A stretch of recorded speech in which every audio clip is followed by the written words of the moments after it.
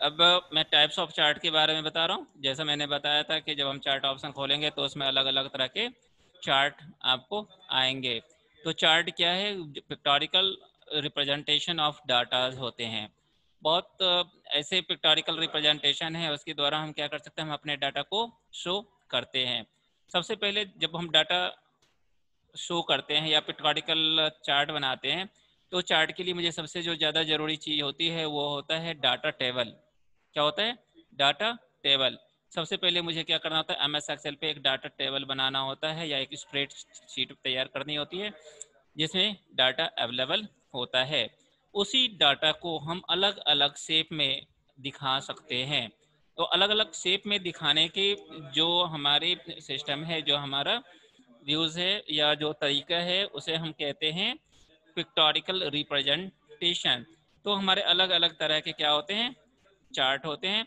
जो सबसे पहला चार्ट है उसे हम कहते हैं कॉलम चार्ट। क्या कहते हैं? Column chart. कॉलम चार्ट में क्या होता है, जो भी हमारे पास अवेलेबल डाटा होता है उस डाटा को एक वर्टिकल लेजेंड के द्वारा हम दिखाते हैं। Vertical legend, legend, grid line, इन सब चीज़ों को मैंने आप लोगों को पहले ही कंपोनेंट ऑफ चार्ट में बता रखा है। ठीक है, आप यदि देखेंगे तो यहाँ पर दिया हुआ है, सभी को मैंने ऑलरेडी आपको बताया है। इसको एक बार देख लेंगे। तो मैंने बताया कि जो पहला हमारा होता है वो होता है कॉलम चार्ट। कॉलम चार्ट को हम एक वर्टिकल ग्रिड लाइन में या लेजेंड्स में हम उसे शो करते हैं। ठीक है। दूसरा है लाइन चार्ट। लाइन चार्ट क्या होता है? ये लाइन के फॉर्म में होता है। किस फॉर्म में होता है?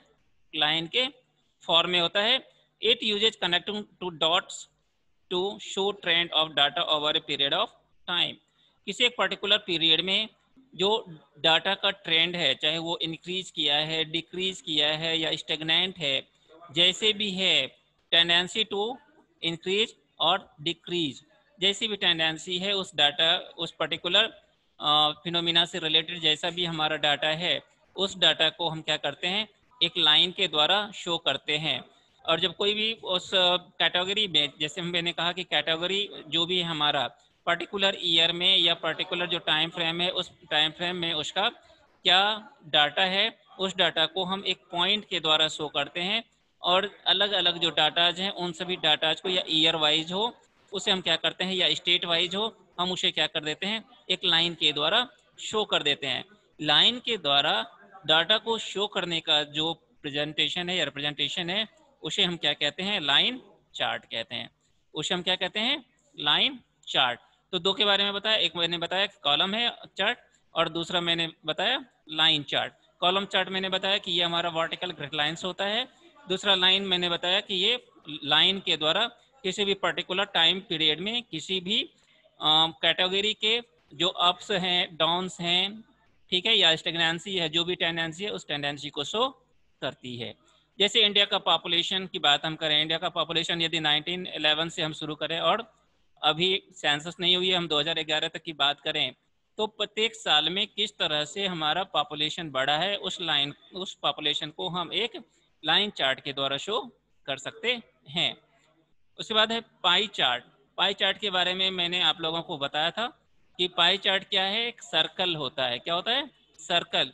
एक सर्कल में हम जब डाटा को शो करते हैं, उसके डाटा के प्रोपोर्शन को हम शो करते हैं, तो वो हमारा क्या होता है, पाई चार्ट होता है। पाई चार्ट हम कैसे बनाते हैं, पिछले क्लास में मैंने आपको बताया था, परसेंटेज के लिए भी बताया था और पाई चार्ट के लिए भी बताया था कि पाई चार्ट में हमारा क्या होता है, एक सर्कल क्या होता है, वो हमारा एक कंप्लीट एंगल होता है। कंप्लीट एंगल कितने का होता है? 360। कितने का होता है? 360।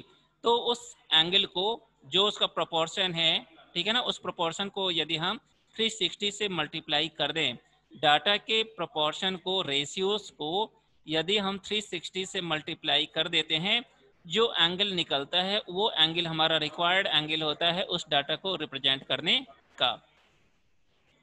क्लियर? इसके बाद बार चार्ट। बार चार्ट हमारा क्या है, ये हॉरिजॉन्टल लाइन होती है। क्या होती है? हॉरिजॉन्टल ग्रिड लाइंस होती है या लेजेंड्स होता है। It displays the comparison among individual items as a set of horizontal bar. Different items को हम एक हॉरिजॉन्टल बार के द्वारा कंपैरिजन के लिए इसमें हम शो करते हैं। इसके बाद है ड्रॉ नट चार्ट। ये एक इम्पोर्टेंट चार्ट है। ड्रैगनट भी हमारा एक क्या होता है, एक रिंग की शेप में होता है। आप पाई चार्ट और ड्रैगनट चार्ट में आप अपने आप को कंफ्यूज मत करना, ठीक है। तो ड्रैगनट क्या होता है, एक रिंग के शेप में होता है और पाई चार्ट हमारा एक सर्कल के शेप में होता है। तो ड्रैगनट चार्ट क्या होता है, ये पाई चार्ट के समान ही होता है, लेकिन क्या होता है, it is used to plot more than one data series, ठीक है। इसमें हम क्या करते हैं, एक से अधिक डाटा सीरीज को हम एक पाई चार्ट को, अधिक पाई चार्ट को हम एक ही साथ बना सकते हैं। तो डाटा सीरीज क्या होता है, data series is represented by individual rings. जो डाटा सीरीज है वो इंडिविजुअल रिंग्स के द्वारा हम शो करते हैं। Each section on a ring display the contribution of individual items to the total of all items in a particular series, ठीक है।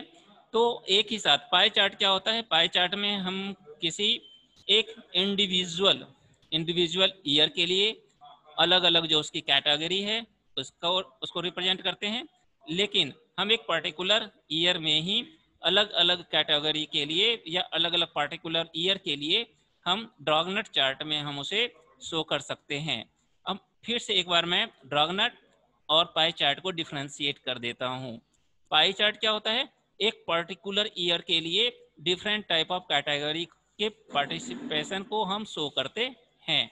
वहीं पर ड्रैगनट में क्या है, ड्रैगनट चार्ट में हम डिफरेंट ईयर्स में, अलग अलग ईयर्स में, अलग अलग ईयर क्या करेगा, उसके अलग अलग सर्कल को शो करेगा, अलग अलग रिंग को शो करेगा, और उसमें उस पर्टिकुलर कैटेगरी के पार्टिसिपेशन को हम एक पिक्टोरिकल व्यूज देते हैं, ठीक है। तो इस तरह से जितने भी प्रकार के चार्ट हैं उन चार्ट के बारे में मैंने बता दिया, उनको डिफ्रेंशिएट किया और उनकी प्रॉपर्टी को मैंने बता दिया। क्लियर? चलिए।